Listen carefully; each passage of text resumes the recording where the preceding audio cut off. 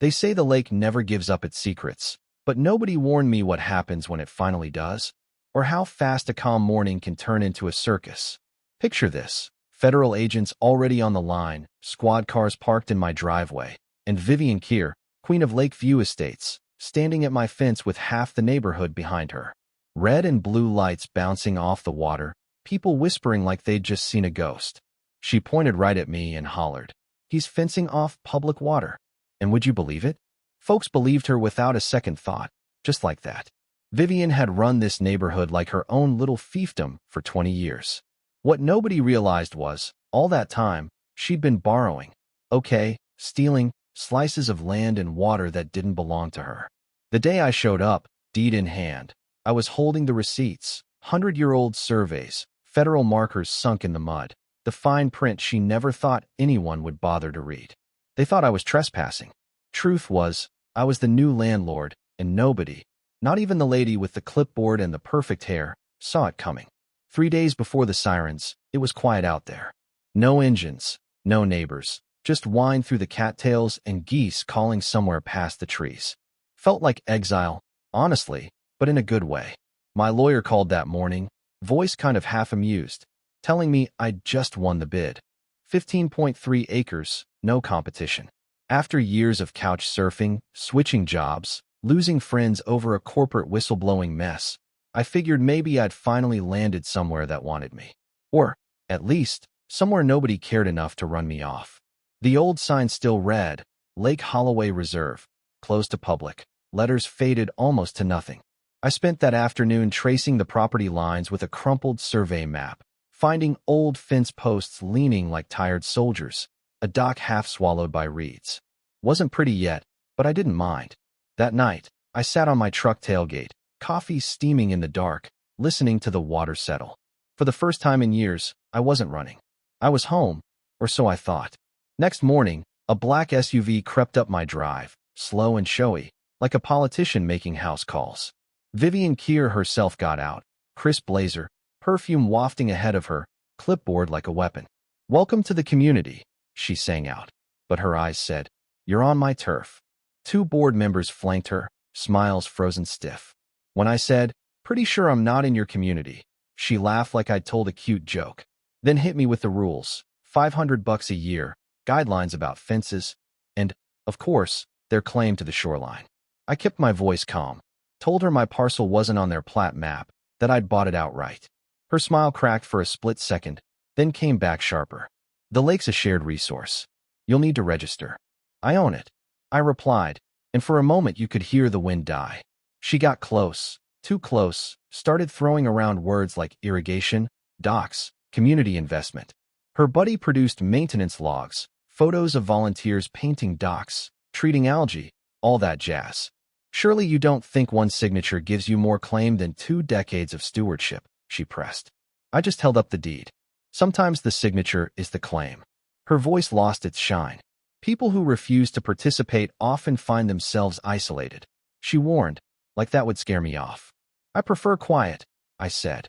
And just like that, she spun on her heel and left, dust in her wake, her allies trailing after. But I'd seen the way she looked at that word, own.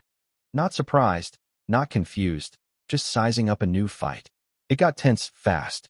I retraced the boundary, map and metal probe in hand, cold mist hugging the lake.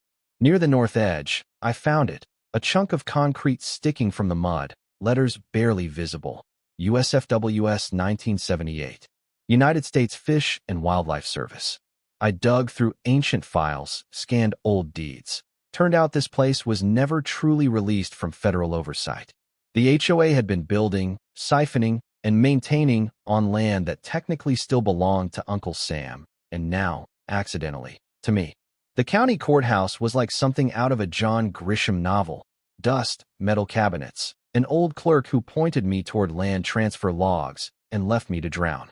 Every deed told the same story. Water rights unresolved, a map dated 1887, and a clause in curly old handwriting granting exclusive dominion and control over all water sources arising upon, traversing, or adjoining said property. I'm telling you, I've read a lot of legalese in my day, but that one stuck. It meant nobody, HOA or not, could claim so much as a bucket without my say-so. Things snowballed. I called the county surveyor. Old Fletcher Roar, still sharp as a tack.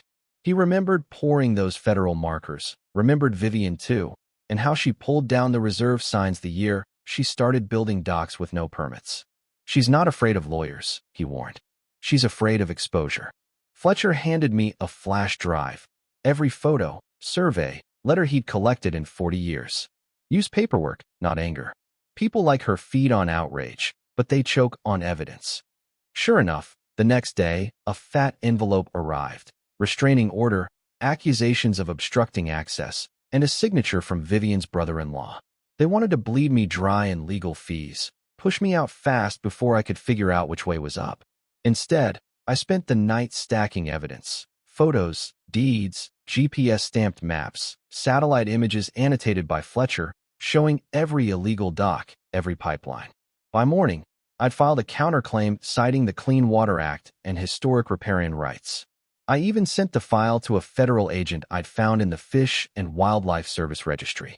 If they want law, I'll give them law, I muttered and hit send. That was the first time I realized I wasn't alone. Iris Calloway, former HOA treasurer, reached out, voice shaking, folder full of bank records proving Vivian funneled HOA money into shell companies. David, the old secretary, handed me a thumb drive with meeting minutes and bylaw edits. Margaret, the president before Vivian, gave me the original rules and warned me. She built her power on fear. Now she's afraid of anyone who knows how she did it. With their help, the story snapped into focus. This was never about community, it was about control. When the emergency HOA meeting rolled around, the place was packed, neighbors whispering, tension so thick you could slice it with a butter knife. Vivian made her speech, all sympathy and righteous anger, but I just walked up, binder in hand, and laid out the facts. Federal boundary markers, drone footage of water diverted to her resort, $90,000 missing from HOA funds, all of it backed by witness testimony and court filings. The room shifted, disbelief, anger, finally hope. Then the doors opened, and two federal agents walked in, calm and quiet. "Miss Keir, we need you to come with us." Just like that, the queen lost her crown. For a long moment, nobody spoke. Then Iris, her voice steady, said, "Looks like she was wrong." And people started talking, really talking, for the first time in years. That night, they came for me. Red paint on my door, threats online, masked figures with bolt cutters trying to break in. Cameras caught them all. Police and agents swept in, made arrests, and this time, the news didn't spin it. Fletcher stood with me on the porch, handed me coffee, and nodded at the mess. Even when they lose power, some people keep pretending it's coming back. But this time, evidence outlasted fear. Vivian sat in court, smaller than I'd ever seen her, as the judge listed the charges: embezzlement, intimidation, conspiracy. She pleaded guilty.